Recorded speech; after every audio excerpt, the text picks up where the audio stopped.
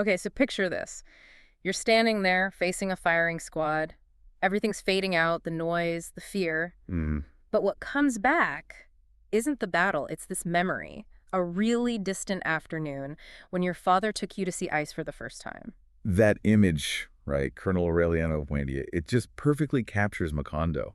This clash of, like, impending death and pure wonder. Exactly, and that's what we're diving into today. We've got these amazing source excerpts about Macondo's beginnings, the Buendía family's first generation. And how that mix of the magical and the brutally real gets woven together right from the start. Our mission here is to really trace that origin story. Yeah. How did José Arcadio Buendía, the patriarch, kind of build this world out of his own, let's say, intense vision? And then how did that vision eventually collide with this crushing reality for his descendants? Yeah, we're looking at the whole cycle. The fantasy, the creation, the discovery, and then the denial, this devastating denial that comes later. And it all starts so simply, almost like a paradise. Macondo begins as just 20 adobe houses right by a river. A river with clear water and these incredible stones the source describes as white and enormous, like prehistoric eggs. Yeah, just scattered all over the riverbed. And the most telling detail, I think, is that the world was so recent that many things lacked names. Wow.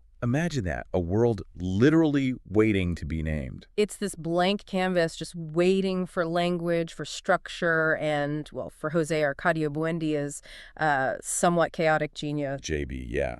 He's the powerhouse of early Macondo, isn't he? Yeah. Driven by this unbridled imagination. An imagination that the sources say went beyond the genius of nature and even beyond miracles and magic. He wasn't just living in the world, he's trying to rewrite its rules. And his big chance for that comes every March, doesn't it? With the gypsies. Ah, the gypsies. Yeah. These ragged figures showing up with their leader, Melquíades, part salesman, part magician. And they bring technology, or what passes for it, turning Macondo into this, like, accidental laboratory. Their first big showstopper is the magnet. Melquíades arrives dragging these two huge metal ingots. And suddenly all the metal stuff in town, pots, pans, nails, everything just goes flying, tumbling towards the magnets. Total chaos. And Melquíades proclaims, and this is key, isn't it? Things have a life of their own. It's simply a matter of waking up their souls. Such a core idea for everything that follows.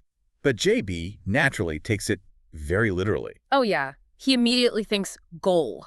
He figures he can use these soul-waking magnets to just pull gold out of the earth. And this is where we see the first real Buendía sacrifice, driven by JB's obsession. He trades the family's security, the mule, the goats, the things Ursula relies on for these magnets. You can just picture Ursula weeping over this, Yeah. trading their livelihood for essentially scrap metal. It sets up that dynamic perfectly.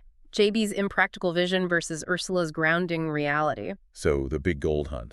What does it actually turn up? Not a speck of gold. Instead, they dig up this incredibly weird omen, a suit of 15th century armor, rusted solid. Okay, wait. 15th century armor in a brand new jungle village. What's that about? Well, they pry it open, and inside there's a skeleton, calcified. And it's wearing a copper locket holding a strand of woman's hair. That's deeply strange. Is it just random, or is it suggesting something deeper, like history repeating itself? I think it screams that Macondo isn't really new. It's built on layers of forgotten history. This old world failure is literally buried right there. It's a haunting right from the start. Which kind of foreshadows the next invention the gypsies bring. They come back the following year with a giant magnifying glass. The big claim this time is science has eliminated distance. But JB, still annoyed about the magnet fiasco, doesn't see observation potential. Nope. He sees a weapon, a solar weapon. He starts experimenting, gets himself badly burned, but keeps going. And he writes this incredibly detailed manual, startling instructional clarity, the source says, for solar warfare. And then he actually tries to send it to the government, a government he has zero actual contact with. It's pure, focused obsession. Classic JB. Eventually he gets bored waiting for a reply, trades the magnifying glass back to Melquíades. But not for anything practical, of course. No, he gets Portuguese maps, an astrolabe, a compass, a sextant.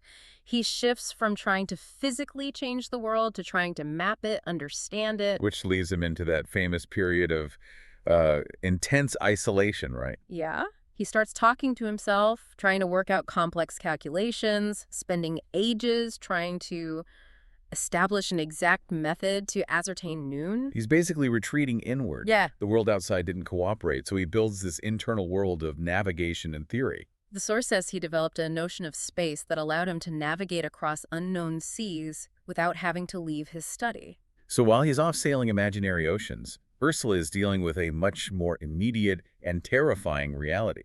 Exactly. The founding fear of their marriage. The curse. The fear that because they were cousins, their child would be born with a pig's tail. And this wasn't just superstition, was it? The source mentions a horrible precedent. It does. Ursula's aunt and Jabe's uncle did have a son born with a tail. Cartilaginous, corkscrew-shaped, horrifyingly real. And the story gets worse. A butcher tried to chop it off. And the poor child bled to death. So this fear, this trauma, it's deeply rooted, very specific. It governed their whole relationship early on. But even with that hanging over them, JB couldn't resist the urge to explore outwards again. He led this expedition. An absurd journey, the text calls it. Trying to find the sea or just civilization. Anything beyond Macondo. Heading north with only his compass. And this reckless trip leads to another one of those quintessential Macondo discoveries.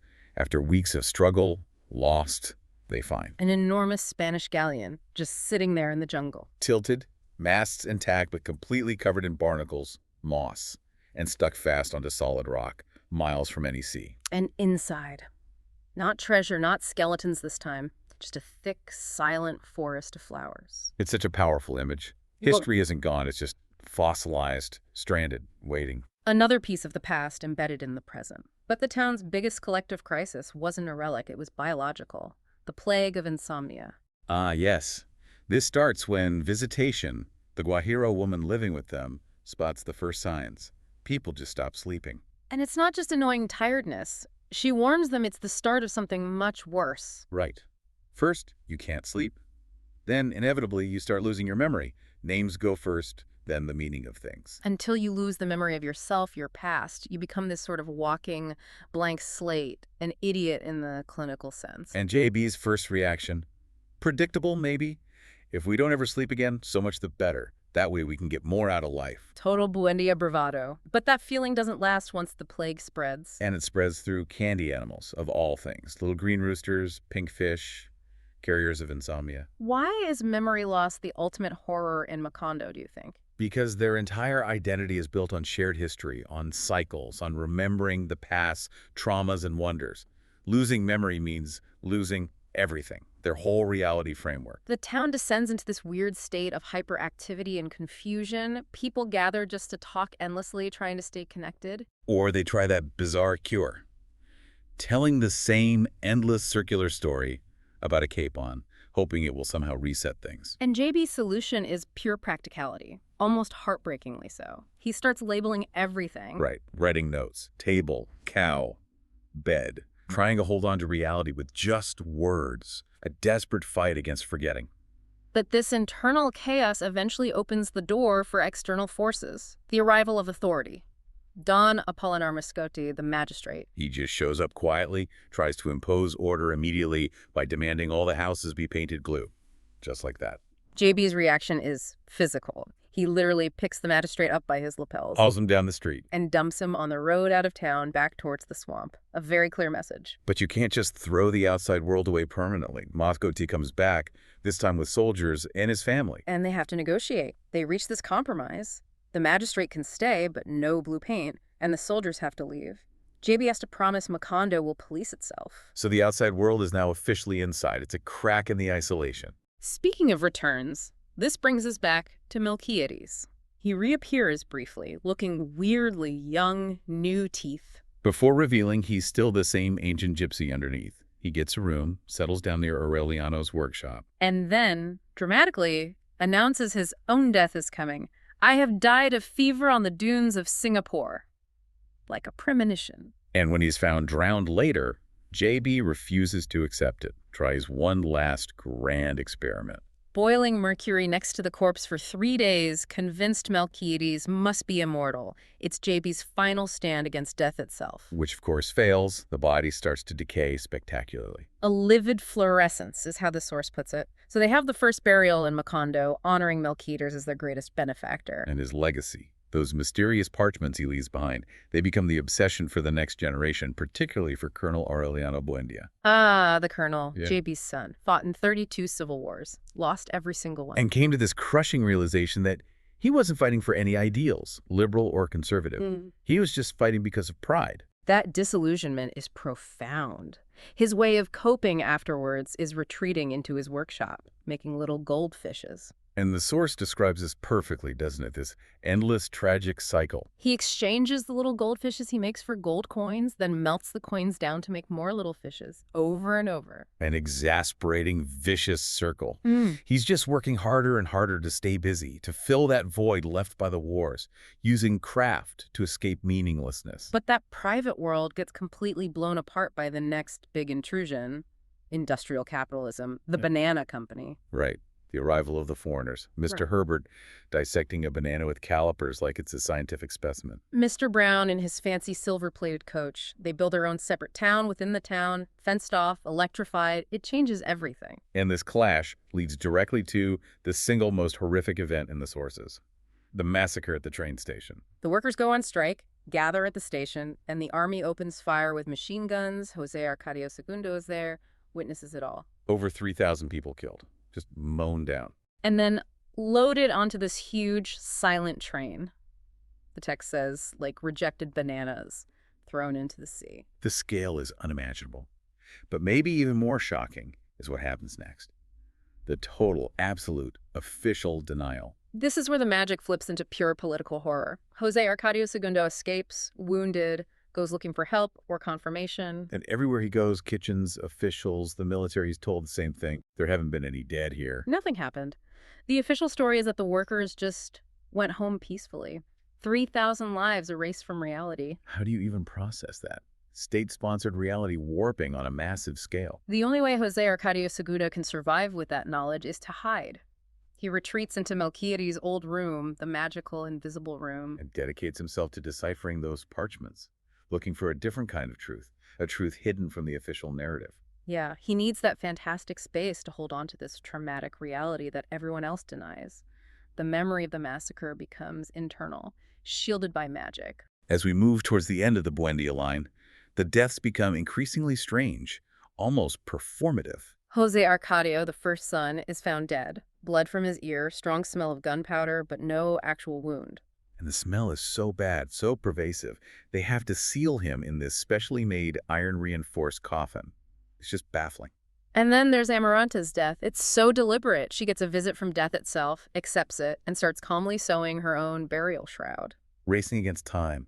And her final act is offering to carry letters from the living to the dead, using her own death as a service. A sort of organized departure in a world drenched in chaos and sudden violence. And all these cycles, the impossible science, the endless wars, the bizarre deaths, the massacre and denial, they all culminate in the final echo of that original fear. The last Buendía, the final Aureliano, he is born with the pig's tail. The curse that haunted Ursula from the very beginning finally comes true.